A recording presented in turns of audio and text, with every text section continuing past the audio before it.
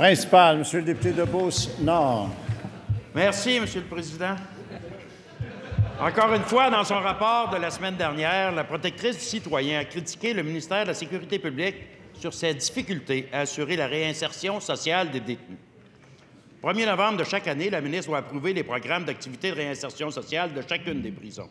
Dans un contexte budgétaire difficile, on comprendra que les ministres doivent faire preuve de prudence dans la gestion des deniers publics.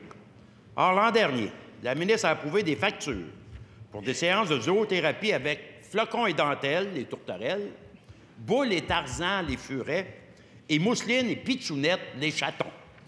La facture dans 10 de nos 18 prisons atteint maintenant plus de 130 000 $. Compte rendu des sacrifices qui sont demandés aux Québécois et des défis qui persistent en réinsertion, est-ce que la ministre peut nous expliquer pourquoi elle autorise de telles dépenses et les approuve-t-elle?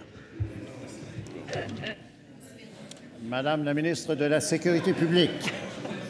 Oui, merci, Monsieur le Président. Monsieur le Président, vous allez me permettre d'entrée de jeu de féliciter le député de Beauce-Nord pour sa nomination au titre de nouveau critique à la sécurité publique et d'en profiter pour remercier également le député de Chaudière-Appalaches qui a été le critique pendant la dernière année et demie, Monsieur le Président.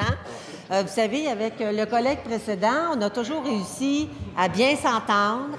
Et j'ai toujours répondu, évidemment, à ces questions aussi, Monsieur le Président, parce que je constate que les questions qui sont généralement posées en matière de services correctionnels méritent vraiment la peine qu'on puisse y répondre, Monsieur le Président. Monsieur le leader de l'opposition. L'article 79, l'art de dire n'importe quoi, là, je pense qu'il y a une question posée sur la zoothérapie, les pitchounettes de ce monde. Est-ce qu'elle peut répondre? Monsieur le leader du gouvernement. D'abord, je constate qu'il n'y avait que 30 secondes de prix, donc elle était en train de répondre. Et ce qu'elle a dit, ce sont des mesures de politesse et de respect à l'égard de ses collègues. Et je pense qu'on devrait encourager ça plutôt que le bannir, Monsieur le Président. Madame, veuillez poursuivre sur votre question, sur la réponse. Oui. Vous aurez compris, Monsieur le Président. Vous aurez compris, Monsieur le Président, que puisque l'harmonie règne dans ce Parlement, j'ai voulu ajouter ma contribution, moi aussi.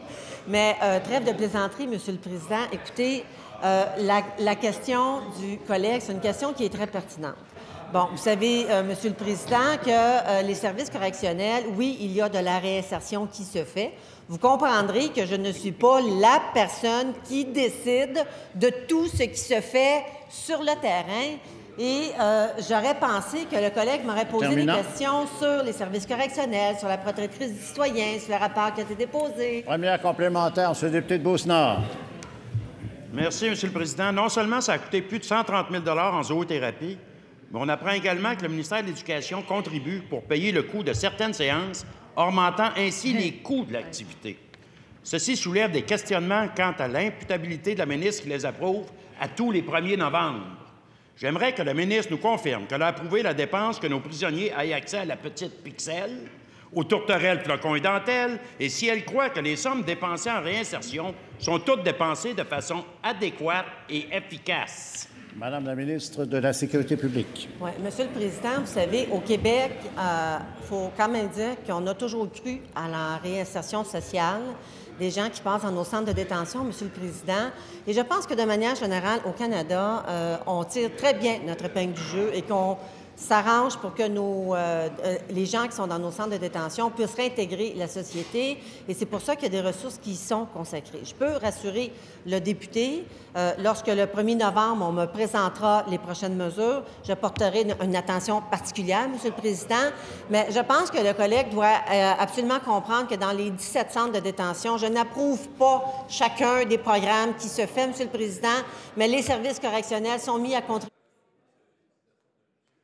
De Beauce-Sud, Beauce-Nord, en complémentaire. Madame la ministre, il y a 18 centres de détention. Le gouvernement libéral prend encore les contribuables pour des valises, Monsieur le Président.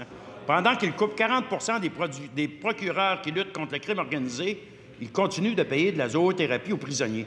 On se rappellera qu'en 2013, le projet pilote avec le petit chien Tao avait été qualifié de ridicule par le syndicat des agents correctionnels.